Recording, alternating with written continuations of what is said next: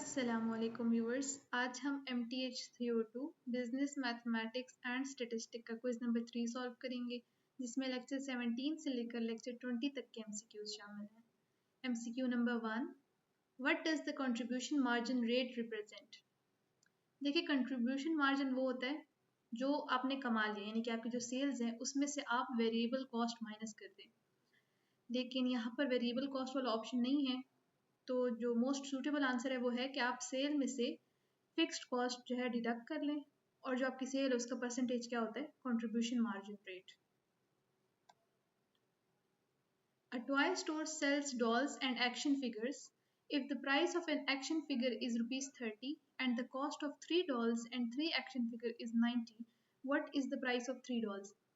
अब आपको ये जो 90 रुपीज़ दिए हैं ये टोटल रुपीज़, यानी टोटल बिल क्या बना है 90 रुपये, और उसमें से किसी एक चीज़ की आपको प्राइस बता दी है। एक्शन फिगर एक जो है वो 30 रुपए का, उसने लिए हैं 30 एक्शन फिगर और 30 डॉल्स। 30 का एक एक्शन फिगर है तो 3 लिए तो 90 बनता है, तो ये उसको मुफ्त में तो नहीं मिले ना। तो यहाँ पर जो है स्टेटमेंट में गलती है, क्योंकि अगर इसको इस स्टेटमेंट के लिहाज से इस MCQ को सॉल्व किया जाए तो आंसर आता है 0, कि डॉल्स की जो प्राइस है वो 0 है, लेकिन 0 ऑप्शन में नहीं है। ठीक हो गया, तो यहाँ पर मिस्टेक हुई है। एक्शन फिगर जो है ₹20 का है, सही है। अगर एक्शन फिगर ₹20 का है और इसने 3 एक्शन फिगर्स लिए हैं, तो एक्शन फिगर के पैसे बनते हैं 60 टोटल, यानी 90 में से आप 60 माइनस करें तो पीछे रह जाएंगे 30। तो 3 डॉल्स जो उसको उस पे उसके जो पैसे आए हैं वो है 30 रुपीज़, तो 30 is the correct answer. Dash returns the net present value of an investment based on a series of periodic cash flows and a discount rate. ये जो आपको तमाम फंक्शंस ऑप्शंस में दिए हैं इसको आपने चेक कर लेना एक्सेल में। तो NPV करेक्ट आंसर है, हम NPV को चेक कर लेते हैं। ये इसका फंक्शन लिखा है, returns the net present value of an investment based on a discount rate and a series of future payments. Linear equation is the equation of first degree in any number of variables.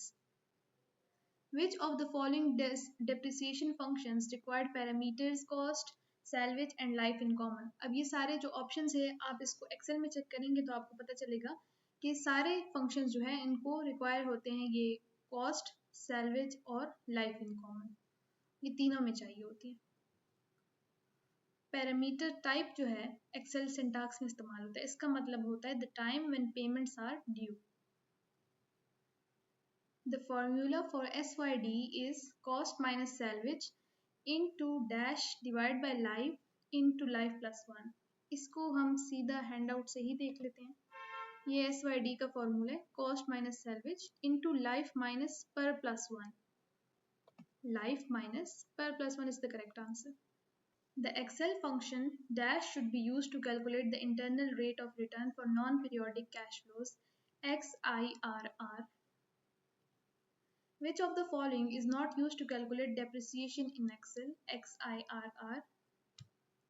Syntax for DP is, इसको भी आप Excel में check करेंगे, पिछले जो 2 MCQs गुजरे हैं उसको भी आपने एक्सेल में ही चेक करना है।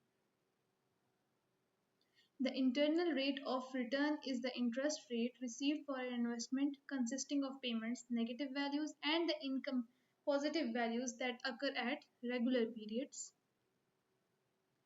ये जो लीनियर इक्वेशन आपको दी हुई है इसमें आप देख सकते हैं कि 0 मल्टीप्लाई हो रहा है दोनों वेरिएबल्स के साथ, तो आंसर आ जाएगा 0। उसके अलावा दूसरी साइड पे 4 है, जब आप उसको 0 डिवाइड बाई 4 करेंगे तो आपको कोई सोल्यूशन नहीं मिलेगा। If x is equal to 2y plus 3 and y is equal to 2x plus 3, then the solution is given by -3 -3, यानी x और y दोनों की वैल्यू आ जाएगी -3। Linear equation is the equation of first degree in any number of variables. अब ये जो syntax है ये भी आपने एक्सेल से देखना है।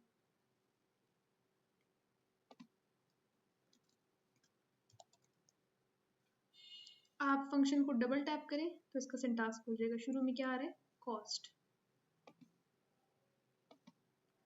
Benefit cost ratio is defined as the ratio between present worth of benefit and cost. A widget bought for ₹5 and sells for ₹10 has a markup of, markup इस पे कितना लगा है, $5 का था और 10 का बिक गया, तो 5 $5 मार्कअप लगा है। 5 को आप ओरिजिनल प्राइस यानी कि $5 से ही डिवाइड करें तो 1 आ जाएगा, और मल्टीप्लाई करें 100 के साथ तो 100%। If discount is offered for selling product in bulk, then which of the following is the best option? Trade discount. The depreciation allowance is reduction in the value of an asset over time. आपके पास जो भी चीज़ पड़ी हुई है, आपको जो असासा है, वो जैसे जैसे वक्त गुजरता है उसकी कीमत में कमी आती है, उससे क्या कहते हैं? Depreciation allowance.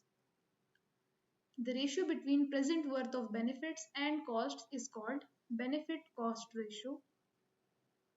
For the implementation of XIRR function, the series of values must contain at least one negative and one positive value. Which function calculates the depreciation at the same amount each year over an asset's useful life? SLN. ये भी Excel से solve होगा. Dash is the value at the end of depreciation. Salvage. Which of the following function returns the depreciation of an asset for a specified period? DB.